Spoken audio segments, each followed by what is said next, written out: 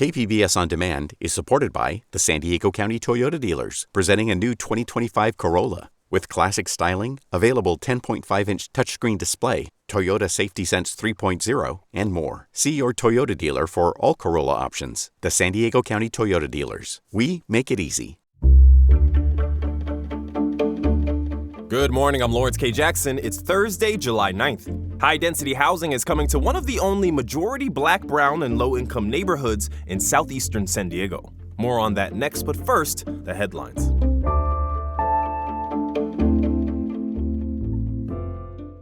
San Diego County is moving more people experiencing homelessness into permanent housing than ever before.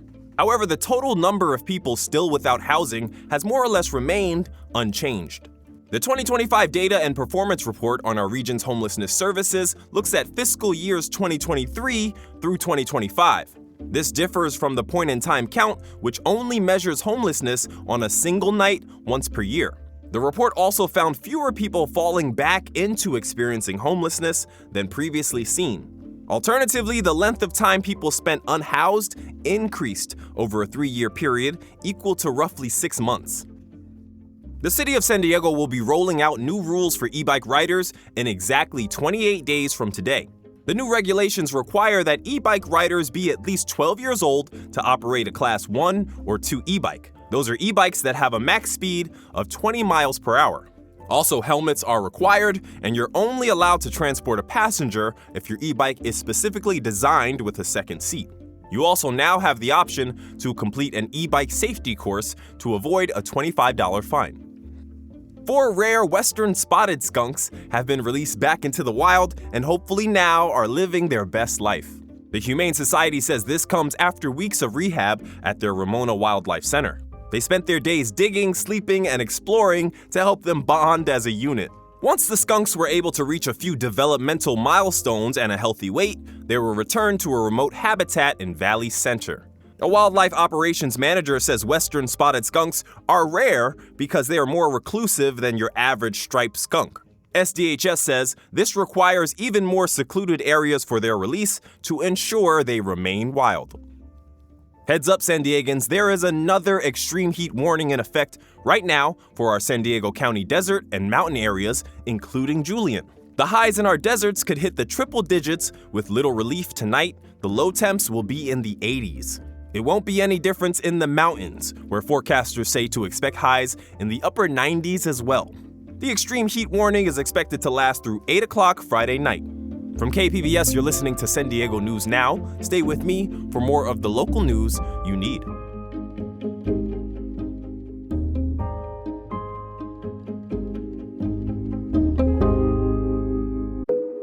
Each story you hear on Planet Money starts with a question. What happens if we refund tariffs? Why are groceries so expensive? At NPR, we stand for your right to be curious, because the forces shaping our world can be hard to see. Follow NPR's Planet Money wherever you get your podcasts and start seeing how the economy really works.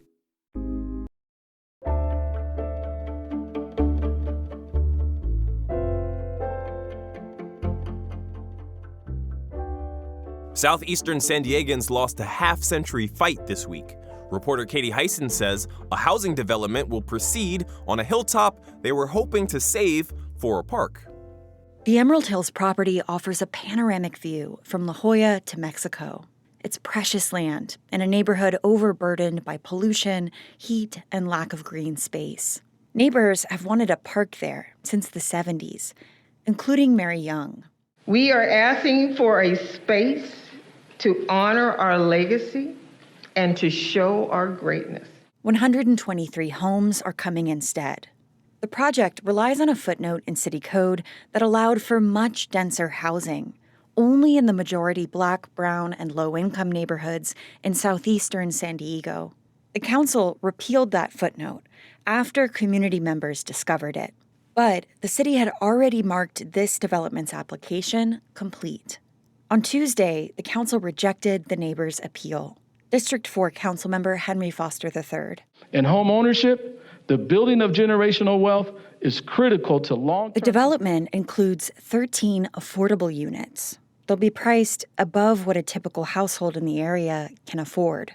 Raul Campillo was the only council member to oppose the development. Protesters made their next step clear. Vote them out! Vote them out! Katie Hyson, KPBS News. More details are available about the impact of living near the Tijuana River. A new survey validates concerns about exposure to sewage. Environment reporter Tammy Murga says researchers have a message for residents. San Diego State University researchers spent the last year and a half speaking to residents living near the sewage-laden Tijuana River. Paula Stigler-Granados is one of the lead researchers behind the survey. Nausea, headaches. A lot of this has been reported by people taking the health survey. She says a year and a half worth of data showed trends, and it confirms that even very low levels of sewer gas can affect people's well-being. People feel a 1-minute spike of hydrogen sulfide just as much as they feel an elongated 1 hour. The results show patterns. When more pollution spills into the river, more sewer gas is detected, and more people feel ill. Granados says sharing results with the public now can empower residents to take action. Talk to your school principals about, making sure the filtration systems are working. She says the findings are being peer-reviewed and should be published soon. Tammy Murga, KPBS News. SDG&E this week briefed energy stakeholders on the utility's proposal to increase monthly bills by more than 8% in 2028. Public Matters reporter Kevin Trevelyan has more. How much money does SDG&E spend running and maintaining its system? That's the question SDG&E, energy regulators, and ratepayer advocates will hash out over the next 18 months.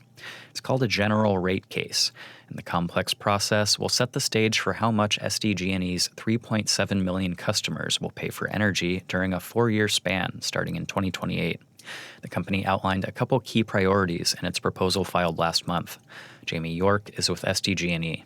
This includes maintaining safe and reliable service, as well as compliance with regulatory requirements, affordability or managing costs with discipline. Under SDG&E's plan, electric bills would rise about $14 over 2027 estimates, while natural gas bills would jump about $8.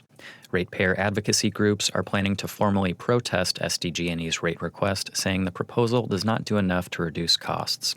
Kevin Trevelyan, KPBS News.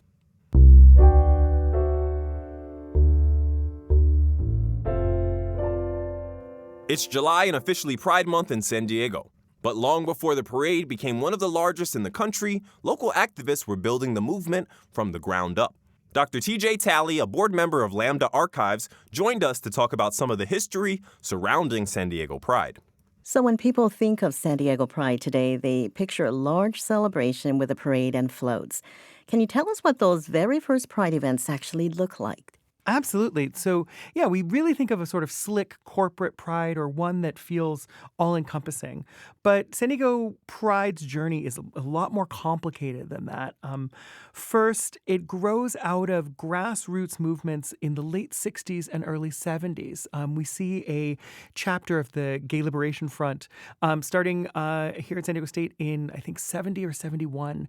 And the first sort of unofficial pride takes place in 1974. And one reason why it's sort of understood as the unofficial pride is that it's non-permitted. And by 1975, in the summer of 75, is when we have the first official permitted parade. So the origins are a little bit rough and tumble. They are also directly out of community growth.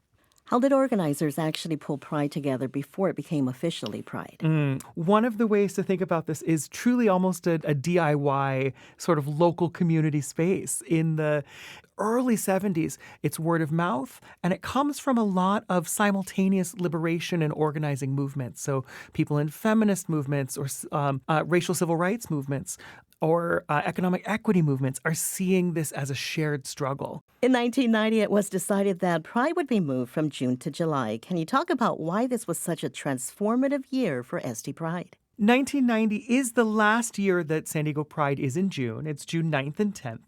And the biggest reason that we talk about why it changes is there was a torrential downpour that year. Oh, wow. Yeah, so we're still safely within the San Diego rain belt, right, in May and June. And the June gloom turned furious that year. But the organizers saw, and they looked around and they said, there are multiple reasons why we perhaps should push this back. Cities throughout the state were having prides, right? San Francisco Bay Area, Los Angeles, Long Beach, other places, and they were all in June. And that sort of meant a lot of competition in the same space. Okay. So in 1990, Long Beach moves to May, and San Diego really sees this as a moment, why don't we move to July? It'll be drier, and it'll also give us a space to really make it our own. And that's one reason why July has been our month. But one thing I love about 1990 as a snapshot is that it is a fundamentally interesting way to understand Pride's transformation. Just the board for Pride, first off in that year after Christine Kehoe had, at her urging, added 2 members of color to the organizing group, which had never been there before.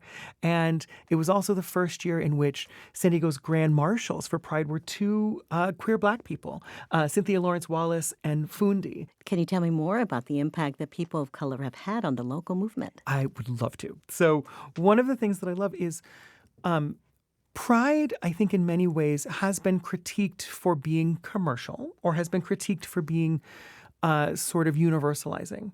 But one of the things in San Diego historically is that people of color have continuously and consistently argued that they are part of the fabric of Pride. They are part of this experience. Their queerness is also part of their lived reality.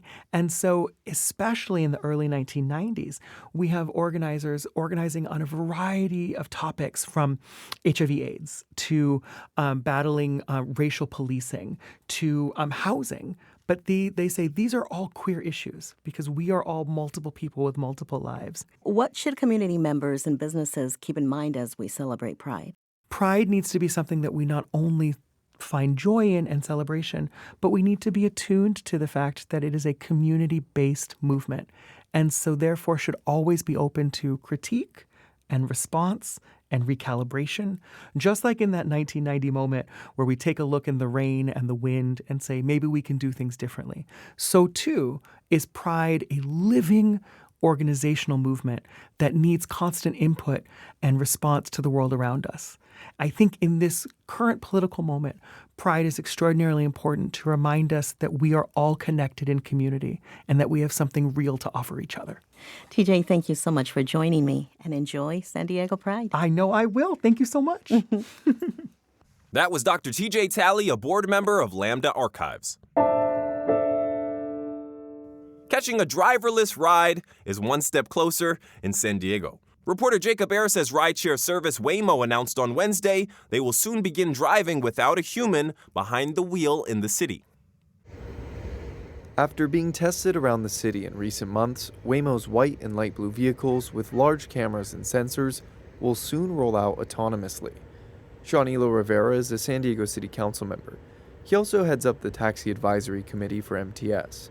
He proposed a resolution that passed in January, urging the state to give cities the choice to use these driverless vehicles. And I think it's fair for us to question why at the local level we don't have more control or say over where this testing is happening. San Diego is not a testing lab. San Diegans are not lab rats. Waymo says initially the driverless rides will be available only to company employees. They plan to offer the rides to the public later this year. Waymo says they're waiting for permission from the California Public Utilities Commission to charge fares for rides in San Diego.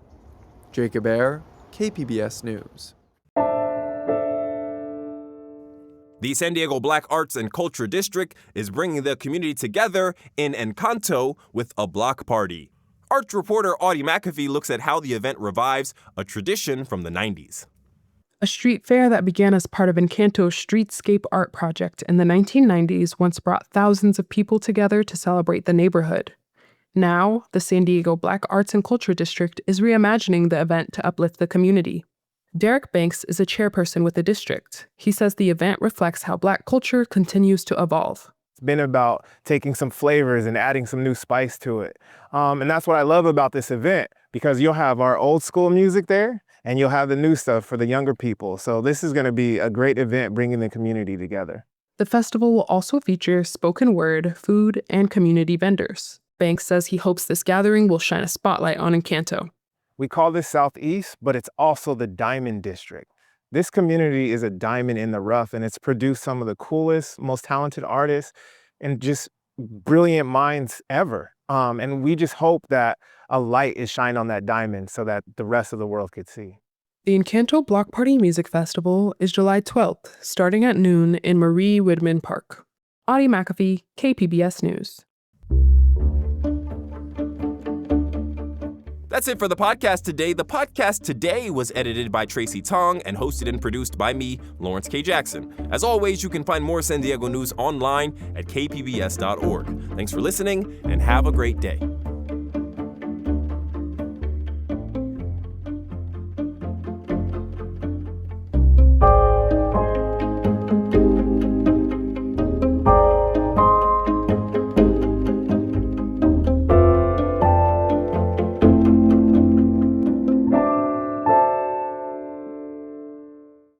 Watch programs on your schedule with the KPBS Plus streaming service.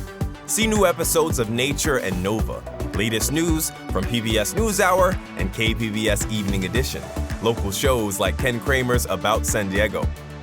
Learn more at kpbs.org/KPBS Plus.